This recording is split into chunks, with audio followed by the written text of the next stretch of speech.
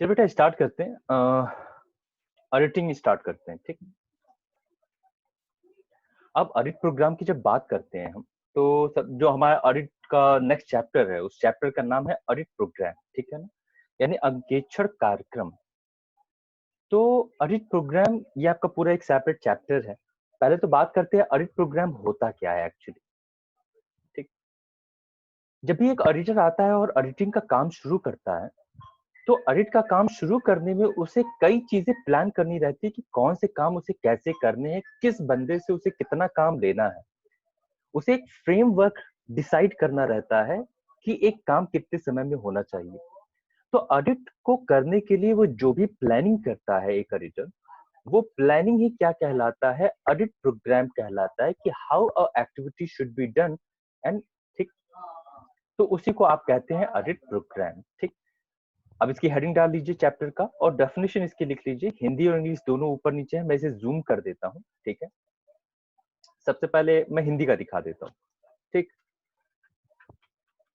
हिंदी का ये देख लीजिए आप, ठीक। ये रहा आपका हिंदी का, इसे जूम करके देख लीजिए या इसे पॉज करके लिख लीजिए या तो स्क्रीनशॉट ले लीजिए। फिर अभी डिफाइन कर देता हूं मैं इसे, फिर ये इंग्लिश में देख लीजिए, ठीक। यहाँ पे कह रहा है कि having fixed up the scope of the audit and the gained knowledge over the business, auditing an internal control system, audit needed to draw up a plan of action, ठीक है ना। यानी कि बिजनेस के की नॉलेज लेते हुए आप उसके इंटरनल कंट्रोल को समझते हुए, जब भी बेटा इंटरनल कंट्रोल सिस्टम की बात की जाती है, तो इंटरनल कंट्रोल सिस्टम का मतलब क्या, कि एक कंपनी अपने बिजनेस में अकाउंटिंग का जो सिस्टम रखी हुई है, भाई हर कंपनी अपने एक अकाउंटिंग सिस्टम अडॉप्ट करती है, तो उसका अकाउंटिंग सिस्टम कैसा है उसी को कहा जाता है इंटरनल कंट्रोल सिस्टम, ठीक। उसको ध्यान में रखते हुए एक ऑडिटर जो प्लान बनाता है कि क्या करना है, कैसे करना है, उसी को हम क्या कहते हैं, ऑडिट प्रोग्राम कहते हैं, ठीक। तो शुरुआती 4 लाइन लिखिएगा यहाँ तक। This plan of action is called the audit program. It is a detailed plan of the work prepared by the auditor for carrying out the audit, है ना, ऑडिट को जारी रखने के लिए। यहाँ तक नोट कीजिएगा। फिर नीचे ये इस लाइन से नोट कीजिएगा, the nature and extent of an audit program depend on the system of the internal check or control।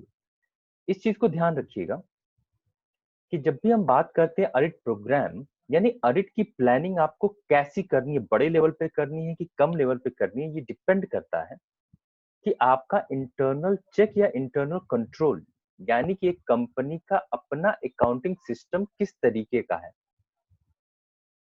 ठीक। अगर समझ लो एक कंपनी है, उसका इंटरनल चेक सिस्टम यानी उसकी खुद की अकाउंटिंग जो है का जो सिस्टम है वो बहुत ही बेहतर है, तो एक ऑडिट प्रोग्राम पे ज्यादा लोड नहीं आएगा।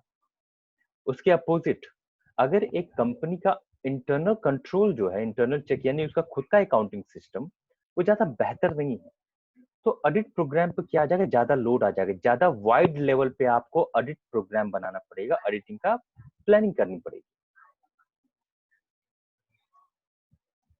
फिर नीचे आपके ऑथर्स हैं, किसी भी ऑथर के हिसाब से आप क्या कर लीजिए, डेफिनेशन दे दीजिए, ठीक। ओके, आगे चलते हैं।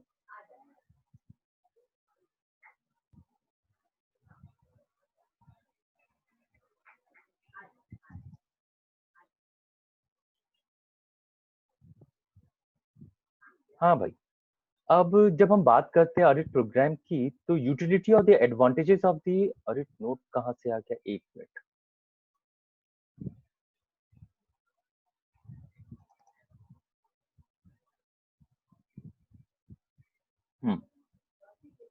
नेक्स्ट हमारा जो टॉपिक है, पॉइंट है, जो उस पॉइंट को हेडिंग डालिएगा, कैरेक्टरिस्टिक्स या essential qualities of the good audit program. यानी अगर अच्छा ऑडिट प्रोग्राम आपको बनाना, अंकेक्षण कार्यक्रम बनाना है, तो उसके लिए क्या क्या चीजें होनी जरूरी हैं। ये एकदम जनरल चीजें हैं, सबके माइंड में होता है, मगर पॉइंट नोट आउट होने चाहिए। तो आइए इस पॉइंट्स को लिख लेते हैं, ठीक। पहला पॉइंट है रिटेन। कितना आप याद करोगे भाई, दिमाग है, लिमिट है इसकी, है ना। वैसे ही बुढ़ापा बहुत जल्दी आ जाएगा ज्यादा याद रखोगे तो यहाँ पे जो ऑडिट प्रोग्राम हम बना रहे हैं कि कैसे ऑडिट करना है, वो सभी चीजें हमको क्या कर लेनी चाहिए, इन रिटर्न कर लेनी चाहिए, ठीक है ना। क्लियर कट होना चाहिए, जो भी चीजें आप डिफाइन हो कर रहे हैं वो सब परफेक्ट होना चाहिए। अब ये नहीं कि आप में से कुछ लोग जैसे एक ही कॉपी है, उस पे ऑडिट भी हो रहा है, उसी पे कॉर्पोरेट भी हो रहा है, उसी पे कॉस्ट अकाउंटिंग भी हो रही है, उसी पे कंपनी लॉ भी हो रहा है ना। तो भाई क्लियर कुछ कुछ नहीं होगा, वो खिचड़ी हो जाएगी। तो यहाँ पे क्या होना चाहिए, क्लियर कट होना चाहिए, हर चीज क्लियरली डिफाइंड होनी चाहिए कि किसको क्या करना है, क्या काम करना है और कब काम करना है ना। What, when and by whom। Next point है फ्लेक्सिबल, लचीला। बेटा लचीला यानी जो आसानी से मुड़ जाए। तो एक प्लानिंग भी ऐसी होनी चाहिए जिसमें आसानी से चेंजेस ला सके। तो फ्लेक्सिबिलिटी का मतलब होता है चेंजेस लाना। आप ऐसे ऑडिट प्रोग्राम बनाएं जिसमें अगर फ्यूचर में अगर कुछ चेंजेस आ रही सिचुएशन, तो सिचुएशन के अकॉर्डिंग आप क्या कर सके, चेंजेस ला सके। ठीक। नेक्स्ट है डिस्ट्रीब्यूशन ऑफ वर्क, कार्य का विभाजन। एक ऑडिटर अकेले काम नहीं करता, एक ऑडिटर का ऑडिट डिपार्ट के जो स्टाफ भी होते हैं, तो उस ऑडिट स्टाफ में कौन सा बंदा क्या काम करेगा वो क्लियरली डिफाइंड होना चाहिए, उसे कहते हैं distribution of work. Next, fixation of the audit staff responsibility. आपने अथॉरिटी तो दे दी कि तुमको ये कर सकते हो, मगर ये भी तो डिसाइड करना पड़ेगा कि तुम अगर वो काम नहीं कर पाओगे तो तुम्हारी रिस्पॉन्सिबिलिटी क्या होगी। तो fixation of audit staff responsibility, हमें रिस्पॉन्सिबिलिटी तय करनी होती है। Next, examination with original vouchers. Audit क्या है, ऑडिट में हम ऑथेंटिसिटी को चेक करते हैं, फेयरनेस, ट्रुथवर्थनेस और फेयरनेस को चेक करते हैं, ऑथेंटिकेशन को चेक करते हैं। ऑथेंटिकेशन कैसे होती है, आप कैसे बताओगे कि कोई चीज सही है, उस चीज का क्या होना चाहिए, प्रूफ। आप कोई ट्रांजैक्शन कर रहे हैं तो उसका वाउचर होनी चाहिए, उसके रसीद अवेलेबल होने चाहिए। तो ऑडिट प्रोग्राम जो होना चाहिए वो ओरिजिनल वाउचर पे बेस्ड होना चाहिए। Next, based on accounting system.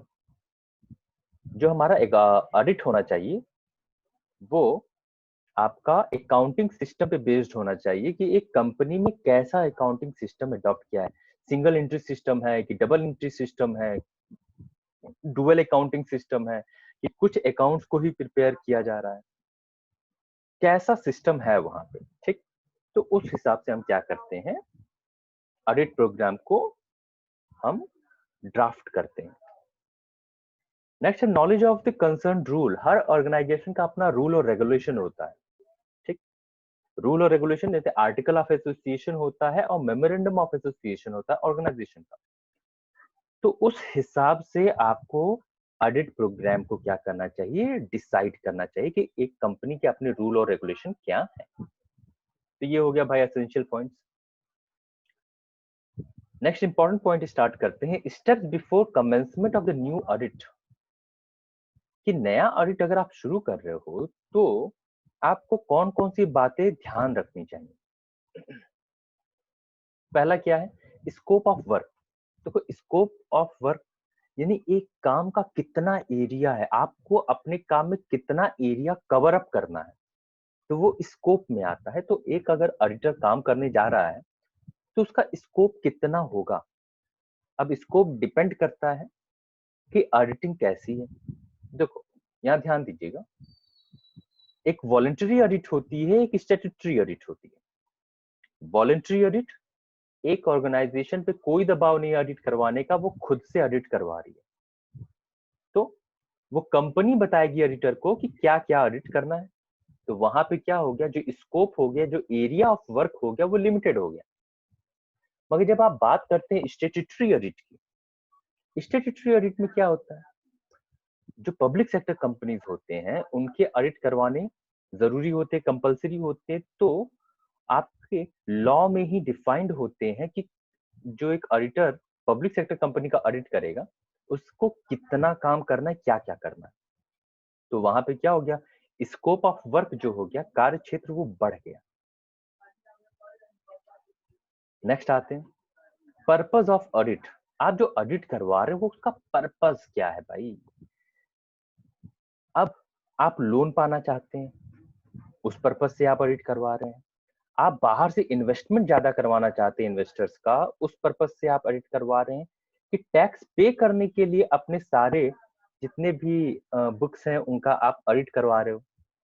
फिर लीगल रिक्वायरमेंट, आप एक पब्लिक सेक्टर कंपनी हो तो आपको कंपलसरी करवाना, तो आपका पर्पस क्या है उसको समझना जरूरी है एक ऑडिट का काम शुरू करने से पहले। Before the commencement of the any audit work it is quite essential to know the purpose of the audit. ठीक, चलो आगे चलते हैं।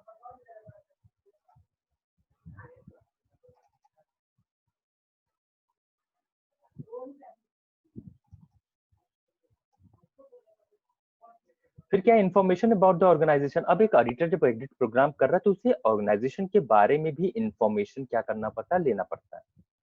क्या क्या इन्फॉर्मेशन लेने पड़ती है भाई? फीचर ऑफ द बिजनेस, किस तरीके का बिजनेस है भाई? प्रोडक्शन एक्टिविटी से रिलेटेड है कि वो सर्विस सेक्टर से रिलेटेड है, माइनिंग एरिया से रिलेटेड है, किस तरीके की फीचर्स हैं उस बिजनेस के। बड़ा बिजनेस ऑर्गेनाइजेशन है, छोटे लेवल पे बिजनेस ऑर्गेनाइजेशन है, क्या है, उस हिसाब से ऑडिट पे भी तो असर पड़ता है। अकाउंटिंग सिस्टम, अभी हमने पहले बात की थी कि एक अकाउंटिंग सिस्टम ऑर्गेनाइजेशन में कैसा अडॉप्ट किया जाए। सिंगल एंट्री सिस्टम है, डबल एंट्री सिस्टम है, कुछ अकाउंट्स पे ही फोकस किया जा रहा है। फिर वो ये इंफॉर्मेशन पाना चाहता है लिस्ट ऑफ बुक्स, एक ऑर्गेनाइजेशन में कितनी बुक्स हैं, क्या क्या बुक्स हैं। इंटरनल कंट्रोल सिस्टम, एक जो ऑर्गेनाइजेशन है उसका अपना अकाउंटिंग का सिस्टम कैसा है, अच्छा कंट्रोल्ड है, वेल सेटल्ड है, वेल स्ट्रक्चर्ड है, या बस ऐसे ही काम चला हुआ है। Division of work among the employees, कि कौन से बंदे को कौन से काम दिए गए थे अकाउंटिंग सिस्टम में, कौन वाउचर लाने का काम कर रहा है, कौन एडवर्टीजमेंट डिपार्टमेंट देख रहा है, कौन कैश डिपार्टमेंट को हैंडल कर रहा है, तो it depend upon that. Previous year accounting, अब आप जब करंट ईयर का लेके चल रहे हो अकाउंटिंग तो आपको प्रीवियस ईयर के भी डेटा को कंपैरिजन करना पड़ता है। तो वो जो ऑडिटर है वो इंफॉर्मेशन कलेक्ट करता है प्रीवियस ईयर का प्रॉफिट एंड लॉस अकाउंट और बैलेंस शीट का। बाय लॉ ऑफ ऑर्गेनाइजेशन, देखो हर ऑर्गेनाइजेशन में कुछ मेन रूल और रेगुलेशन होते हैं, मेन रूल और रेगुलेशन, और कुछ होते हैं टेम्पोरेरी, यानी सिचुएशन के हिसाब से बनाए जाते हैं और हटाए जाते हैं। तो जो सिचुएशन के हिसाब से जो टेम्पोरेरी रूल और रेगुलेशन होते हैं उसको भी जानना जरूरी है, वही आता है बाय लॉ ऑफ ऑर्गेनाइजेशन। और फिर नेक्स्ट है टेक्निकल नॉलेज। बेटा टेक्निकल नॉलेज का ये मतलब नहीं कि आपको गाड़ी खोलने आए, आपको इंजीनियरिंग का काम है, नहीं। एक अगर आर्ट है ना, किसी कोई आर्ट वाला कंपनी है तो उसकी भी। मम्मी, मम्मी, अरे भाई बताना पड़ता है सबको कि भाई बच्चा रिकॉर्डिंग भी करने का काम कर रहा है। चलो आगे स्टार्ट करते हैं। तो फिर टेक्निकल नॉलेज का ये बिल्कुल मतलब नहीं होता कि आपको अब इंजीनियरिंग का काम आना चाहिए, गाड़ी खोलने आना चाहिए। तो टेक्निकल नॉलेज क्या होता है, अगर आप आर्ट और कल्चर रिलेटेड भी है तो उसकी अपनी टेक्निकल एस्पेक्ट, टेक्निकल एस्पेक्ट मतलब होता है उसकी अपनी स्पेशल स्किल्स, अपनी स्पेशल एक्टिविटीज। अब वो आर्ट रिलेटेड भी होगा तो आर्ट रिलेटेड एक्टिविटीज की भी कुछ अपनी स्पेशल एक्टिविटी होती है, उस स्पेशल एक्टिविटीज को हम टेक्निकल नॉलेज में लेके जाते हैं। ये कोई भी सेक्टर है, अब आप सॉफ्टवेयर का वाली कंपनी है उसके लिए ऑडिट कर रहे हैं तो उसके अपनी स्पेशलिटी होती है तो वो टेक्निकल एस्पेक्ट हो जाएगा।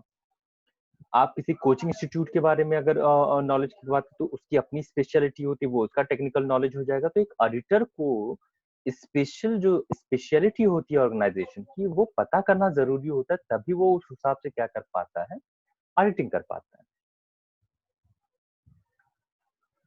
इसे पॉज कर लीजिए, इसके बारे में लिख लीजिएगा। ऐसा जैसे करना क्या है आपको, जैसे मैं समझाते जा रहा हूँ पहले समझ लो, वीडियो पॉज करो और फिर उस चीज को नोट डाउन कर लो। ओके, हाँ भाई। अब ऑडिटिंग का काम करते तो और कौन कौन सी चीजें आपको ध्यान देनी पड़ती है। पहला, पीरियड ऑफ ऑडिट। ऑडिट का जो पीरियड है कितने टाइम ड्यूरेशन के लिए है वो आपको डिफाइन करना पड़ेगा, डिसाइड करना पड़ेगा कि आपको 1 महीने में खत्म करना है, 6 महीने में खत्म करना है, पूरे साल भर में खत्म करना। टाइप ऑफ ऑडिट, ऑडिट आप किस तरीके का ले रहे हैं, पीरियोडिक ले रहे हैं, परपीचुअल ले रहे हैं, कंटिन्यूअस ले रहे हैं, या इंटरमीडिएट ले रहे हैं, इंटरिम ऑडिट करवा रहे हैं, कैसा ऑडिट करवा रहे हैं, फाइनल ऑडिट करवा रहे हैं, कंपलसरी ऑडिट करवा रहे हैं, किस तरीके का ऑडिट करवा रहे हैं। चेंज ऑफ ऑडिटर, अगर आपको किसी और की जगह पे ऑडिटर रखा हुआ है तो आपको पहले तो ये पता करना पड़ेगा कि पहला वाला जो रखा गया था बंदा, वो किस लिए रखा गया था, क्या पर्पस क्या था उसको हटाने का, अगर वो हटा है, ठीक है। वो और उससे ऑर्गेनाइजेशन के बारे में इंफॉर्मेशन भी आप कलेक्ट करते हैं जो आपको जरूर हेल्प करेगा ऑडिटिंग में। नेक्स्ट, कोई बड़ा ना छोटा, सबसे बड़ा रुपया, तो जो रेम्यूनरेशन है वो आप डिसाइड करते हैं। ये सब होने के बाद फिर आप अपना ऑडिट प्रोग्राम जो प्लानिंग है उसको बनाना शुरू करते, काम शुरू कर देते हैं, ऑडिट प्रोग्राम बनाते हैं अपना। जब ऑडिट प्रोग्राम आप बनाते हैं तो आपका जो मालिक है, एम्प्लॉयर है जिसके लिए आप काम कर रहे हैं, आप उससे कुछ चीजों को बता देते हो। जैसे समझ लो आप एक घर की पेंटिंग करने वाले हो, तो जब आप पेंटिंग काम शुरू करते हो तो फिर आप उससे एक लिस्ट थमाते हो कि भाई मुझे ये चीजें चाहिए काम शुरू करने के। तो उसी तरह ऑडिट प्रोग्राम आप बना लेते हो और ऑडिटिंग स्टार्ट करते हैं, तो आप एम्प्लॉयर को बताते हो कि आपको किन चीजों की जरूरत है। आप बताते हो वाउचर की जरूरत है, सभी books, ledger, trial balance, balance sheet, profit and loss account, trading account, इन सब की जरूरत है। डेटर्स, क्रेडिटर्स और बैड डेट्स की लिस्ट की जरूरत है। इन्वेस्टमेंट और एडजस्टमेंट की लिस्ट की जरूरत है। असेट्स और लाइबिलिटीज की लिस्ट की जरूरत है। ऐसे और भी एग्जाम्पल हो सकते हैं। आप एम्प्लॉयर को कहते हो कि ये सब भाई आप अरेंज करके रखो। तो ये क्या हो गया आपके, ये आपके पॉइंट्स हो गए कि आप अगर स्टार्ट कर रहे हो ऑडिटिंग तो क्या क्या आपको चाहिए।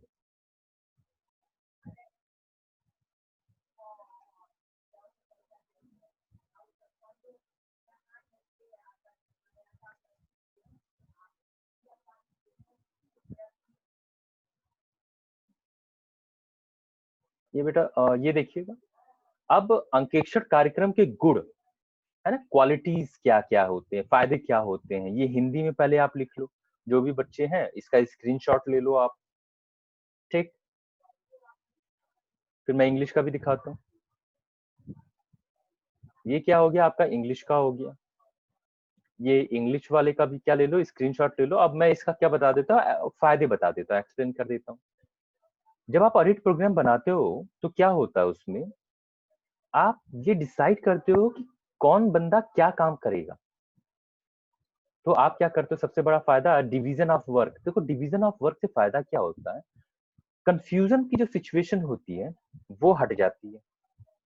तो division of work as per the ability of employees, आप एम्प्लॉयज की एबिलिटी के हिसाब से डिवीजन ऑफ वर्क करते हो, काम को डिवाइड करते हो। दूसरा, डिटर्मिनेशन ऑफ रिस्पॉन्सिबिलिटी, आप ये डिसाइड करते हो कि किस बंदे की क्या रिस्पॉन्सिबिलिटी है। अगर वो काम ये नहीं करेगा है तो उसकी क्या रिस्पॉन्सिबिलिटी होगी बेटा, ये आप जान के रखिए। जब भी आप अथॉरिटी देते हो तो उसके साथ आप रिस्पॉन्सिबिलिटी भी देते हो, है ना। अगर आपको घर का देख रेख, अगर घर का मालिक बनाया गया है तो घर का मालिक अगर आप बने हो तो उसकी रिस्पॉन्सिबिलिटी भी आपको मिलती है, ठीक। फिर uniform changes could not affect work, आप जब बनाते हो ऑडिट प्रोग्राम तो फ्लेक्सिबल उसे बनाते हो कि इन फ्यूचर अगर कोई चेंजेस होंगे तो आप उसे आसानी से एडॉप्ट कर लोगे, तो ये फायदा हो जाता है ऑडिट वर्क का।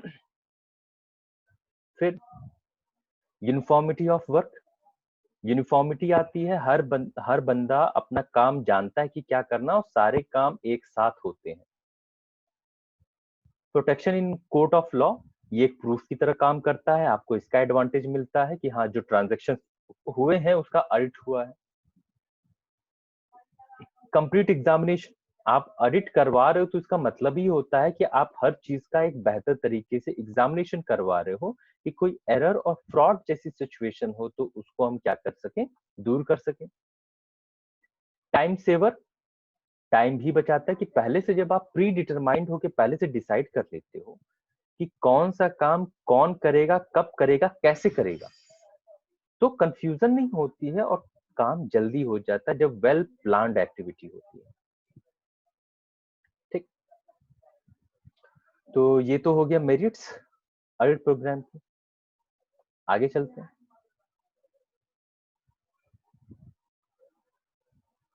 इसका आगे देख लेते हैं। ये तो आप लोग देख सकते हैं।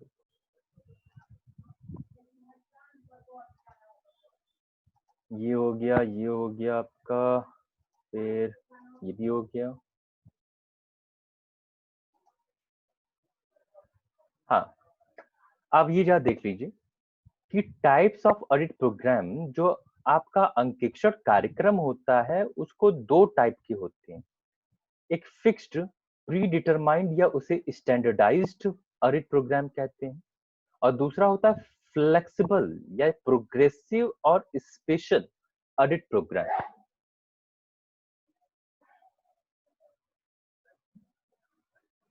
अब इनमें डिफरेंस क्या होता है? जब पहले की आप बात करते हो, लिखा हुआ है it refers to the such audit program which where the general standard procedures are follow. ये क्या होता है? पूरे ऑर्गेनाइजेशन में ओवरऑल हर काम कैसे करना है पहले से डिसाइड हो जाता है, ये सबके लिए एक ओवरऑल ऑर्गेनाइजेशन। तो उसमें आप डिसाइड कर देते हैं कि सबके लिए क्या काम किसको क्या करना है एक जनरल लेवल पे। जैसे ये होता है ना, एक जनरल लेवल पे ऑफिस कब खुलेगा, 10 बजे खुलेगा, शाम को कब खत्म बंद होगा, एट 5 PM क्लोज होगा। तो ये ऐसा रूल है जो कि सबके लिए है।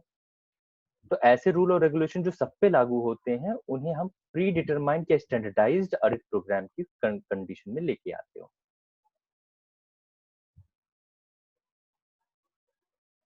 अब ये ऐसे ऑर्गेनाइजेशन के लिए बेहतर होता है जहां का फंक्शन टाइम टू टाइम ज्यादा चेंज नहीं होता, मोर एंड लेस वही रहता है ना।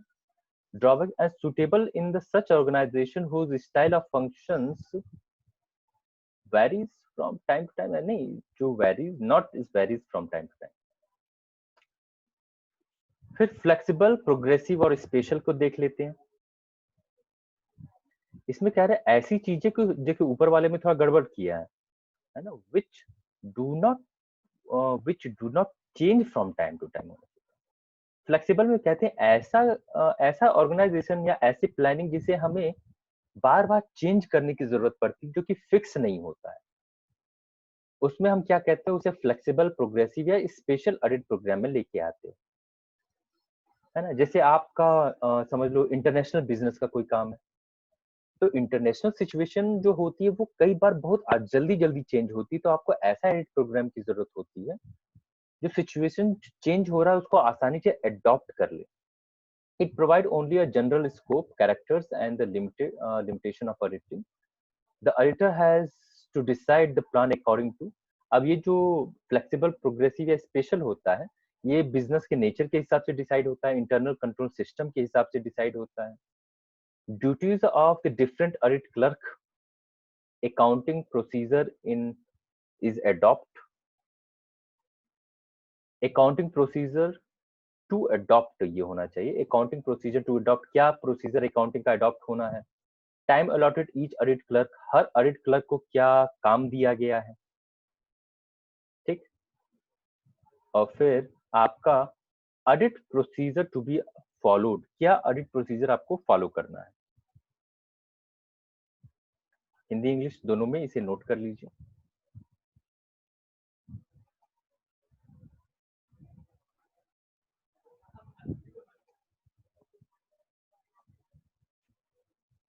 ठीक, इनफैक्ट मैं दो ऑनलाइन क्लास का एक ही बार में वीडियो बना रहा हूँ, ठीक, इसलिए ये ज्यादा लेंदी हो गए थोड़ा होगा।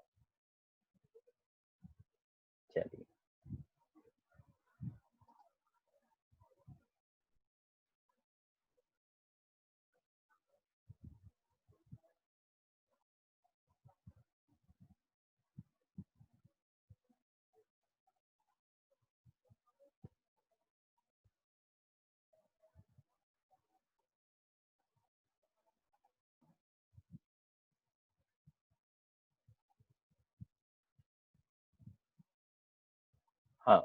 चलिए नेक्स्ट स्टार्ट करते हैं। ऑडिट नोटबुक होता क्या है ना? अब ये बात आती है कि ऑडिट नोटबुक है क्या? इसे नोट कर लीजिएगा, नेक्स्ट पॉइंट हमारा ऑडिट नोटबुक। ओहो, हमारा अभी रुक जाइएगा। ऑडिट प्रोग्राम का डीमेरिट्स बचा हुआ था, ठीक है, ये अभी अभी के सामने आया है, तो I am really very sorry कि उसी समय मुझे पता नहीं चल पाया। तो आप इसे क्या कर लेना, जो मेरिट्स लिखे थे उसी के बाद से अलग से एक पॉइंट बना के कि ये बचा हुआ डी में अलग से एक पॉइंट बना लेना, the merits of the audit program. कोई दिक्कत नहीं कि आप पीछे वाले में अटैच करके नहीं लिख पाए, तो इसको अलग से आप करके लिख लीजिएगा। देख लेते हैं the merits of audit program क्या होते हैं। भाई हर अच्छाई की कुछ बुराइयां निकालनी भी जरूरी है। पहला क्या है,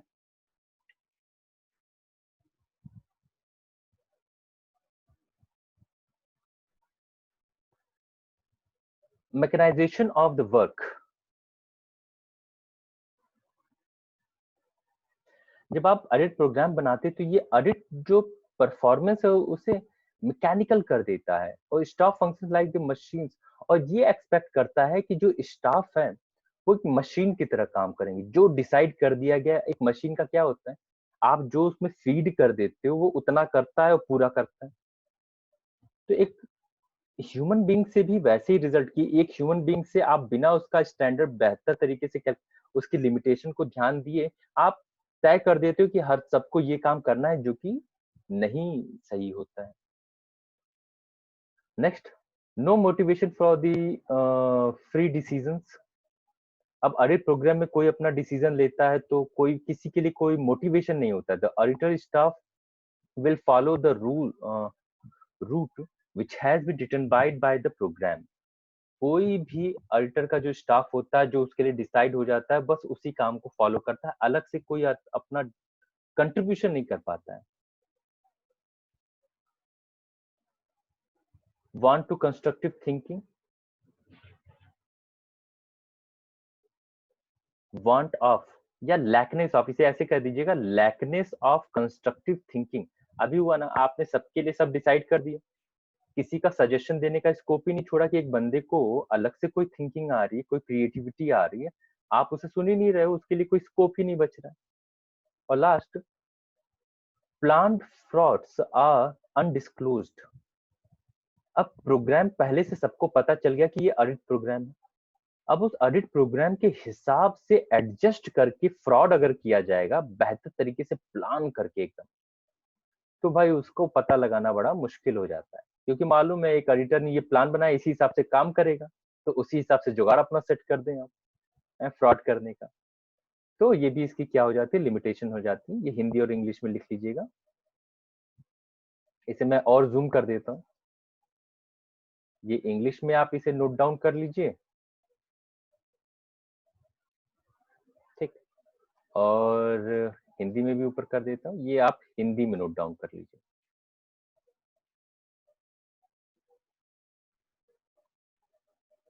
ठीक है। ओके,